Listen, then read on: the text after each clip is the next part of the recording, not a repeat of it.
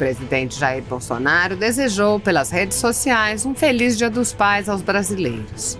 Bolsonaro compartilhou um vídeo com imagens de seu pai e disse: "Um feliz Dia dos Pais a todos. Aproveitem ao máximo seus ensinamentos e momentos compartilhados. O saudoso Geraldo nos deixou em 1995. Um forte abraço e obrigado por tudo, pai." Veja o vídeo. Esse povo está viajando. Tá vendo, gente? Se pescar.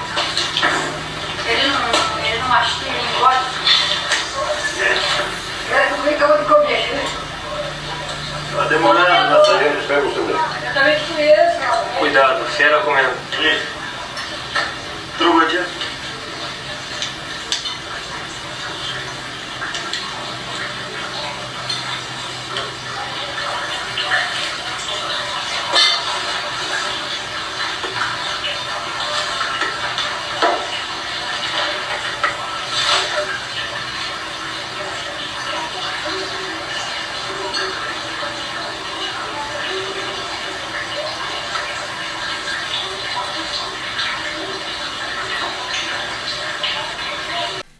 Pela manhã deste Dia dos Pais, o presidente Jair Bolsonaro participou de uma reunião com líderes mundiais para tratar da destruição de parte de Beirute, no Líbano, quando anunciou o envio de uma missão humanitária ao país.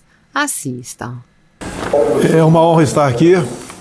Senhores chefes de Estado, de governo, de delegação, senhoras e senhores, gostaria de agradecer aos organizadores pelo convite para participar dessa conferência tão importante quanto urgente. Saúde em particular, a iniciativa da França, na pessoa do seu presidente Emmanuel Macron, e das Nações Unidas, pela realização deste evento, no momento que requer a união de esforços internacionais, a fim de enfrentar consequências das terríveis explosões na região portuária de Beirute. Apresento, uma vez mais, minhas condolências em nome do povo e do governo do Brasil, às famílias enlutadas, a grande maioria libanesas, mas também nacionais de outros países, vitimados por essa terrível tragédia. Nossa solidariedade estende-se igualmente aos mais de 5 mil feridos, entre os quais alguns brasileiros, e aos mais de 250 mil desabrigados afetados direta ou indiretamente pelas explosões. O Brasil é lar da maior diáspora libanesa do mundo. 10 milhões de brasileiros de ascendência libanesa formam uma comunidade trabalhadora, dinâmica e participativa, que contribui de forma inestimável com o nosso país. Por essa razão, tudo que afeta ao Líbano nos afeta como se fosse o nosso próprio lar e a nossa própria pátria. Senhoras e senhores, neste momento difícil, o Brasil não foge à sua responsabilidade. Estamos prestando assistência humanitária emergencial e propondo ações de cooperação no médio e longo prazo, em benefício da sociedade libanesa. Nos próximos dias, partirá do Brasil, rumo ao Líbano, uma aeronave da Força Aérea Brasileira, com medicamentos e insumos básicos de saúde, reunidos pela comunidade libanesa radicada no Brasil. Também estamos preparando o envio por via marítima de 4 mil toneladas de arroz para atenuar as consequências da perda dos estoques de cereais destruídos na explosão. Estamos acertando com o governo libanês o envio de uma equipe técnica multidisciplinar para colaborar na realização da perícia da explosão. Convidei como meu enviado especial e chefe dessa missão o senhor Michel Temer, filho de libaneses e ex-presidente do Brasil. Nos últimos anos, o Brasil já vinha contribuindo com medicamentos para o tratamento do grande número de refugiados que o Líbano generosamente acolhe em seu país. Estivemos, estamos e estaremos sempre ao lado de nossos irmãos e amigos libaneses, na sua busca pela paz, liberdade e prosperidade. Saibam que pode contar permanentemente com o Brasil e com o povo brasileiro. Muito obrigado a todos.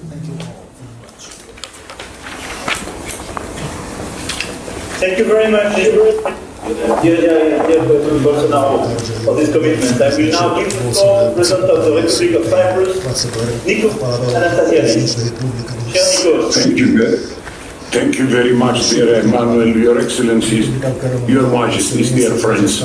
Dos deputados e senadores, diz claramente que nós somos invioláveis nos votos, palavras e atos, opiniões. É claro que a gente tem sim o direito de externar as nossas opiniões, as nossas palavras, os nossos atos também. Se nós estamos participando de alguma atividade como essa aqui, e externamos a nossa opinião, nós não estamos apenas falando em nosso nome, nós estamos falando em nome daqueles que nós representamos, que são os eleitores. Então, para isso é que existe a eleição de representantes do povo. E exatamente em função disso daí, para terem uma ideia, nesse momento a gente está discutindo, eu estou com 2 volumes aqui, que são as minhas razões de defesa que estamos apresentando à Procuradoria-Geral da Câmara, assim como a deputada Bia também tem as dela, e vários outros deputados, porque tivemos um sigilo bancário quebrado, acusados de estarmos apoiando manifestações antidemocráticas. Nada a ver com isso daí. Primeiro que não apoiamos, e se tivéssemos apoiado, teríamos todo o direito, assim como cidadãos, não somente como deputados. E a acusação de que a gente fez uso de verba parlamentar, de verba pública, para a divulgação da atividade parlamentar, também é uma coisa apurada, porque todos têm essa verba, ela está legal, ela está legalizada, reconhecida, e não tem motivo de estarmos sendo atacados. A agressão que é feita à Câmara dos Deputados e ao Senado Federal com esse inquérito 4828, ela precisa ser contestada, porque ela pode ser o começo de muitas coisas. A gente tem preocupação quanto a isso, e a nossa liberdade de expressão, ela precisa continuar acontecendo. E lembrando que nós também tivemos o cerceamento da liberdade de imprensa, quando alguns blogs e a mídia não tradicional também tiveram seus materiais apreendidos e estão impedidos de fazer uso da palavra, externando aquilo que as pessoas que assistem a eles, elas possam ouvir e ver o que eles estão fazendo. Então a gente precisa sim ter muito cuidado com isso, e mais preocupação agora, deputada Bia, com o PL das fake news, esse PL 2630 que está chegando aqui na Câmara, que já chegou na Câmara, e que a gente tem uma preocupação sim, porque ele pode cercear a nossa liberdade de expressão, não somente do deputado, dos brasileiros como um todo. A Constituição existe para isso, a gente precisa fazer com que a vontade do povo, que é soberana, ela sim é soberana, ela seja cumprida. A gente lamenta, não é uma agressão às instituições, pelo contrário, talvez algumas instituições estejam sendo agredidas quando o presidente da República nomeia alguém e é impedido por um ato monocrático de um integrante de um outro poder. Essa é a realidade que a gente está vivenciando, e a gente quer hoje aqui fazer um chamamento que mais deputados e senadores possam se juntar a nós, para que a gente possa estar juntos nessa discussão em prol da nossa liberdade de expressão, liberdade de opinião, liberdade de imprensa e também da nossa inviolabilidade como deputados federais. Alguém mais quer falar? Obrigada. Se você continuar falando, você quer cercear minha palavra. Bom, boa tarde a todos. Obrigada por estarem aqui. A nossa intenção é a gente lembrar ao parlamento, a cada parlamentar aqui, que essa prerrogativa da inviolabilidade da palavra, do voto, da opinião, ela é garantia da própria democracia. É ela que garante o exercício do nosso mandato. E nós estamos aqui para representar o povo. Então, nesse momento, é preciso que a gente separe qualquer ideologia, qualquer inimizade. O que nós temos que pensar é que essa é a prerrogativa de cada um de nós. Então, nós não podemos concordar até quando um adversário político nosso tem essa sua prerrogativa ceifada, porque isso acabará por atingir a todos, a qualquer um dos parlamentares. E além dessa nossa prerrogativa, é muito importante que a gente lembre que estamos aqui para representar o povo, e a voz do povo que está também ameaçada com esse projeto que a gente chama da censura. Ninguém sabe o que são fake news. Fake news, como disse o grande Guilherme Fiuza, é o que quiser que seja, é qualquer coisa. E nós conclamamos, inclusive, a imprensa, que não faz parte desse projeto, mas pode vir a fazer por uma emenda de qualquer parlamentar. E também os senhores poderão ter a liberdade de vocês ameaçar. Então vamos nos unir nesse momento pela liberdade de expressão, que é pilar de qualquer democracia. Muito obrigada. Eu vou passar agora para o Eduardo Bolsonaro. Boa tarde. Eu queria aqui não ser repetitivo, então somente agregar que o artigo 53 da Constituição sofreu uma alteração através de uma emenda em 2001. Até então, o texto constitucional dizia que deputados e senadores são invioláveis, civil e penalmente, por suas opiniões, palavras e votos. Para que não houvesse qualquer tipo de dúvida, essa emenda ainda acrescentou a palavra quaisquer. E hoje temos o texto que todos os deputados e senadores são invioláveis, civil e penalmente, por quaisquer opiniões, palavras e votos. Mais claro do que isso, meus caros, impossível. E a única arma que nós temos à nossa disposição para poder trabalhar através da outorga que nos foi dada através do voto popular é a nossa fala. Não faz qualquer sentido esse inquérito sobre manifestações antidemocráticas que está atingindo nós aqui dentro do Congresso. E outra coisa, a gente pede sim, porque essa é uma causa institucional suprapartidária. A gente tem que ter o apoio da Procuradoria da Câmara. Eu lamento que o presidente Rodrigo Maia, que ele não seja uma voz mais expressiva diante da quebra de sigilo de 10 parlamentares. 11 parlamentares, perdão, obrigado, Carla.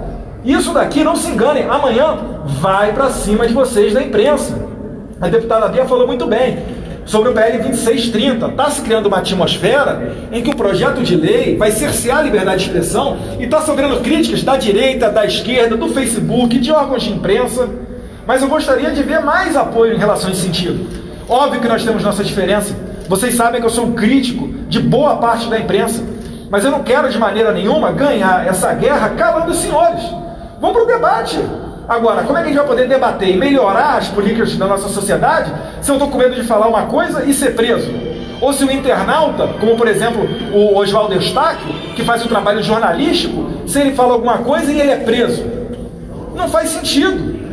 Então é somente esse o nosso apelo. Eu agradeço aqui aos deputados dos mais diversos partidos. Aqui às vezes tem deputado aqui que a gente troca farpa no plenário, mas a gente está aqui hoje por quê? Porque nós somos maduros o suficiente para entender que numa democracia o direito à liberdade de expressão tem que valer, tem que viger, independentemente da vontade de uma ou outra autoridade. Então passo a palavra aqui a quem desejar fazer uso da palavra. Santinho, Hildo, vai lá, Santinho. Pedro Lucas, Paulo Eduardo Martins, Nivaldo. Pode. Boa tarde a todos e a todas. Esse é um momento que pede que a gente faça uma grande reflexão sobre o que vem acontecendo em nosso país. Não tem espaço para nós sairmos da crise que estamos passando, diminuindo a importância de qualquer um dos pilares dessa democracia. E quando eu digo qualquer um, é qualquer um mesmo. Poder executivo, poder legislativo e poder judiciário. Nós não estamos aqui atacando a instituição. O que nós estamos falando é de comportamento. A ninguém pode ser dado o direito de manchar a imagem de uma instituição a partir do ato dos seus integrantes. E nós, do Parlamento, nós que recebemos a procuração para trazer a voz daqueles que estão clamando por justiça, estamos aqui hoje dando total apoio a esse ato que está sendo promovido pelo deputado General Girão, pela deputada Bia Kiss e por todos aqueles que se sentiram injustiçados nesse processo.